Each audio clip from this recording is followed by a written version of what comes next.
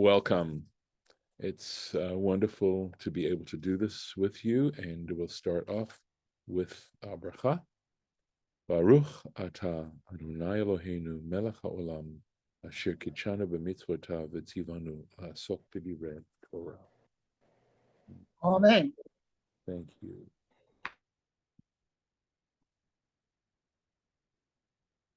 So we are continuing with some very interesting laws. And we've been talking about situations where there's an improper carnal relationship.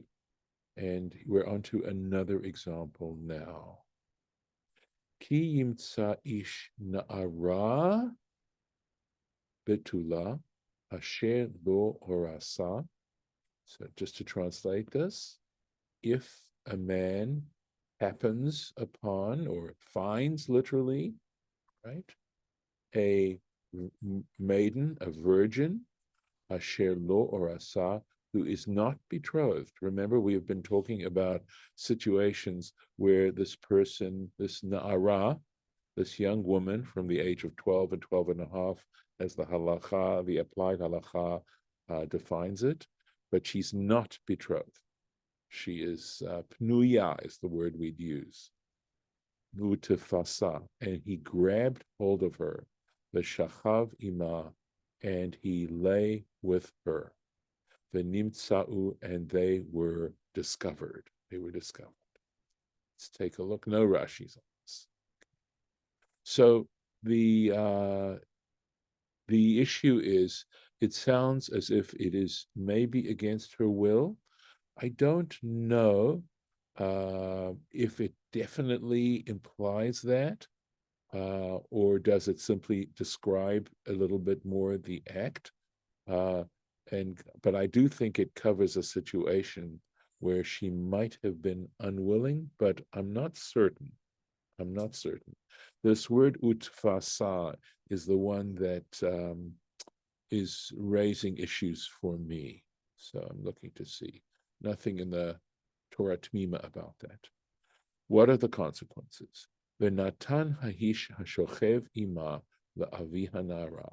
The man who lay with her shall give to the father of the maiden, of the na'ara, chamishim kasef, 50 pieces of silver, v'lo tiyeh leisha, and to him, that is to this man, she shall become a wife. She shall become his wife, tachat asher ina, because he has humiliated her, something like that. Lo yuchal shalcha kol yamav, he will not be able, he was not going to be in a position to divorce her all the days. He will never have the right of divorcing her. And of course, this does raise all kinds of questions in terms of the application. And truthfully, in order to understand this law, one has to delve into the oral law and to see if one can get a better sense of how this is applied. Because the first question is, certainly if this was against her will, she would never want, I would think she would never want to become his wife. And that's exactly why I don't want to take that utafasa as necessarily meaning that he was raping her. I cannot imagine the Torah suggesting this relationship in a case of rape. The utafasa could certainly have to do with trying to go into seclusion with her. It might have that meaning. Ina, again, is a word that I have to tell you is sometimes used in connection with rape. And it does say, let me find it, because it does say asher ina, right? So it's got this word here, right?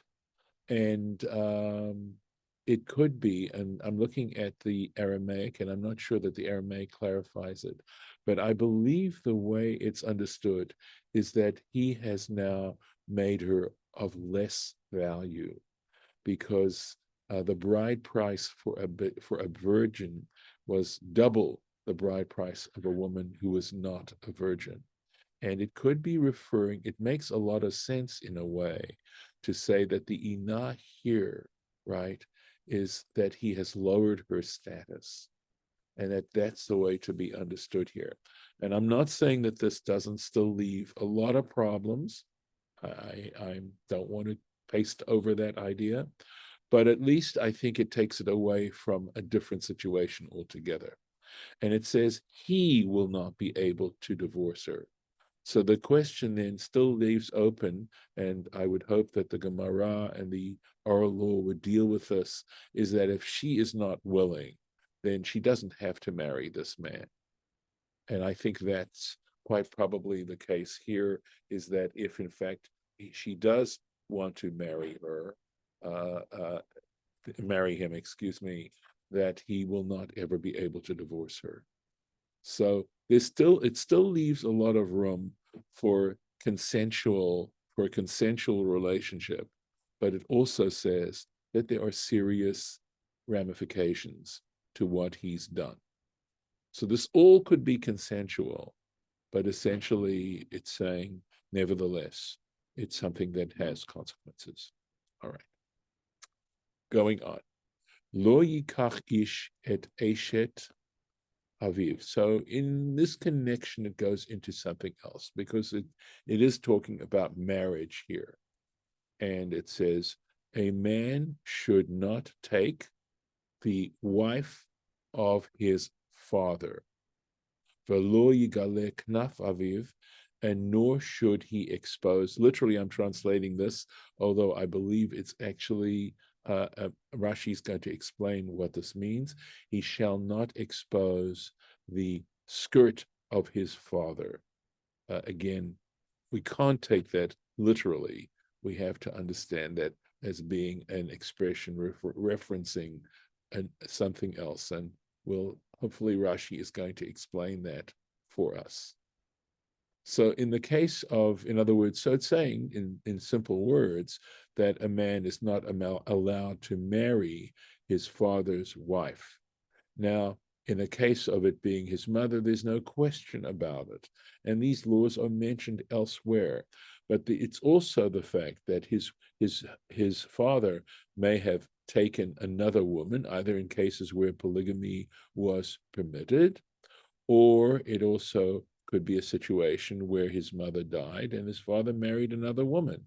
And the point is that he is not allowed, assuming that his father either divorces or passes away, he is never allowed to marry this woman. So it doesn't say his mother, right? It says his father's wife, the language there. So, lo yikach, he shall not take, right? And in saying he shall not take, right? Rashi is saying, ein lo ba likuchim. There is no legal justification, or maybe justification is the wrong word, but there is no legal status to this act of acquiring this woman. For ein kiddushin tofsin ba, and we're saying here that the whole marriage status does not apply in this particular case. So two issues going on here. One is that it's the actual act of acquisition. There is no validity to that whatsoever. And also to suggest, even if he goes ahead and he does that, it's not a situation where it's considered a legal marriage. Going on. Lo yigalek nafaviv. So here Rashi is explaining this expression of he shall not expose his father's skirt. And this is quoting from the tractate Yevamot, page 33 in the Talmud. So they say this is referring, or can be referring to Shomeret Yavam Shel Aviv, referring to now, this would be his brother's wife. His brother's wife. And the idea is that if his brother were to die without having children, right? This is the Shomeret Yavam, that wife would now fall to his father to perform a levirate marriage. And this would, of course, there might be situations where it could even happen today, in the sense that if this person's mother had passed away and his father was now single, and the brother then also passed away without children, this woman now would fall to his father as a yivama under the laws of levirate marriage. So it says, Hari'uya la'aviv. In other words, the reason why we're using the term aviv, his father, is because she would be appropriate for his father. The tractate Yevamot actually deals with all those relationships where the levirate situation would actually not adhere whatsoever. It also discusses the fact that there is an authority by the name of Abba Shahu, who basically says this never should really take place, who's opposed to who says that the levirate situation has to take place without any personal gratification whatsoever. And since that's pretty much impossible, it's preferable, since there is a way out of it. We know that there's chalitza, right, where the surviving brother says that he does not want to perform this ceremony. That's what should be done. At any rate, v'harei kfar huzhar. So Rashi goes on to make another point. V'harei kfar huzar haleha. He says that in fact this particular case has already been mentioned. In other words, it's not a new situation here. And he's saying back in, if we look at the situation of Mishum Ervat Achi Avicha, right, in Leviticus chapter 18, it talks about the fact that your brothers, your father's brothers, literally it means nakedness, but we're talking about his wife, okay? That you are not allowed to marry your father's brother's wife. And here we're talking about that exact situation. So it's already been prohibited. It's already been prohibited. So why is it being mentioned again? Ela la'avor al zeh b'shnei lavim. The idea is that if one in fact does such a thing, one has contravened two negative commandments. Okay, in other words, the negative commandment mentioned here and the negative commandment mentioned back in Leviticus. Ulismoch la lo yavor, and in order to connect the very, what's going to come up very, very soon, there's going to be a law saying, lo yavor mamzer, the law that a mamzer, right, an illegitimate child is not, or an illegitimate son is not supposed to marry, cannot marry an Israelite woman. That we're going to discuss that in more detail when we actually get to that particular passage very, very soon. Lelamed, to teach us regarding she'ein mamzer, so that when it comes to the law regarding the mamzer, ein mamzer ela mechayve kvitut, to teach you that in defining what we mean by a mamzer, we're talking about the offspring of a relationship where the penalty would be karet. That's a divine punishment, and exactly what it means in terms of practicalities. There's an understanding that it means premature death, possibly. It's all done, though, at the hands of heaven. This is not a court-imposed punishment. It literally means cutting off, all right, and exactly what that means possibly is discussed elsewhere. It's not a clear a sentence. It's not a clear a definition of what karet means, other than it is a divine punishment, and it's a very serious divine punishment, that we do know.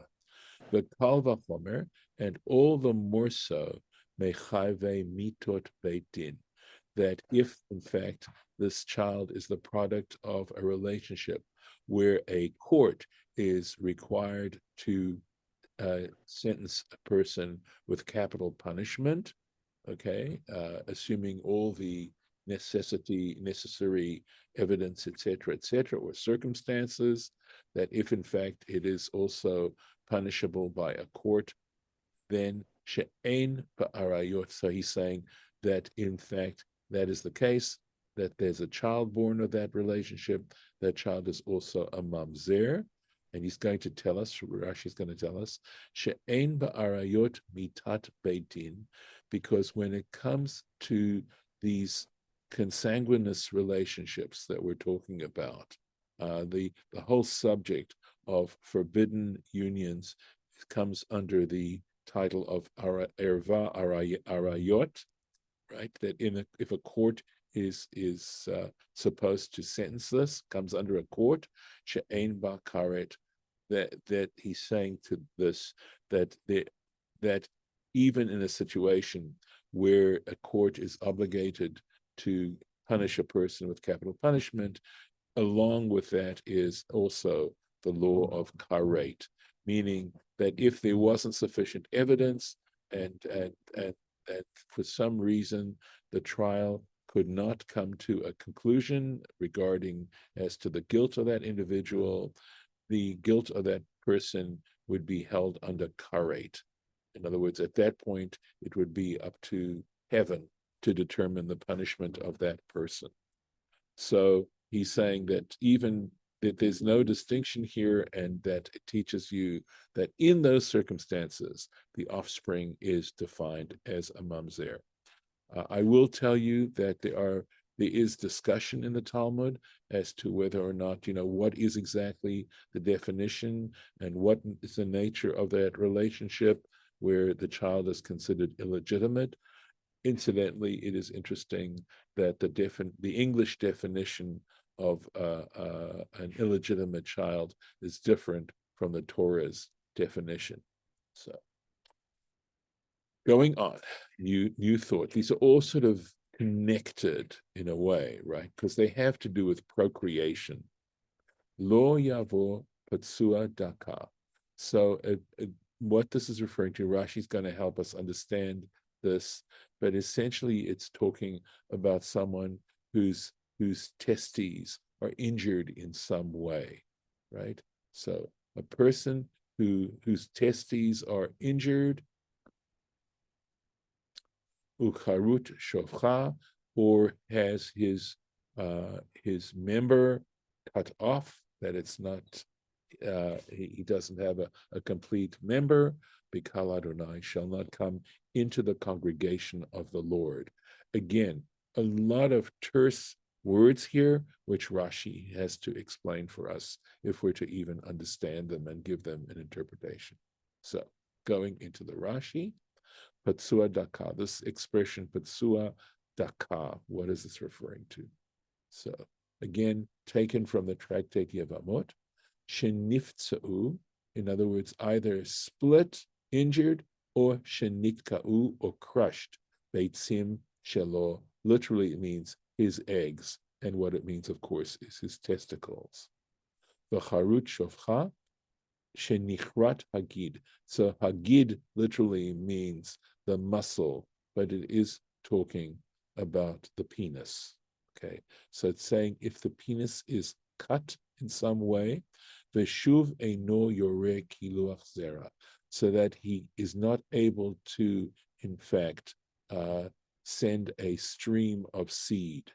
He's not able to, literally, yoreh means to shoot, right? Shoot a stream of seed, of semen. Ella shofech, but rather shofech, it just pours out veshotet and flows gently ve'eino molid, so that he is not capable of siring, of fertilizing or getting a woman pregnant. So it's saying, and again, what it means by, we'll do the next one, and that'll explain what do we mean into the congregation of the Lord. What do we mean? So, lo yavo mamzer bikal Adonai. So here we have that law regarding the mamzer, right? A mamzer shall not enter the congregation of the Lord. I'll just finish the sentence. Gam dor asiri, even the 10th generation. Lo yavo lo bikal Hashem. He shall not be able to enter the community, the congregation of the Lord. So lots of stuff to explain, but let's see. So what do we mean? Lo yisa Israelite. He is not allowed to marry an Israelite woman. So this person that we mentioned in verse 2 is not allowed. We use this expression, and this expression is understood to refer to marrying a woman, an Israelite woman. So it means a woman who is born of an Israelite. Okay, so that, in other words, what choices do they have? Certainly someone who was not born an Israelite, but then takes on the practices of an Israelite. So in other words, a proselyte. This person is permitted to marry a proselyte. And in fact, it's mentioned as to how, even though it says up until the 10th generation, how the person can become, that even if they aren't legitimate, their offspring subsequently can become legitimate. So that's discussed elsewhere. And I think with this, unless there are any questions for the record, we will stop here for today.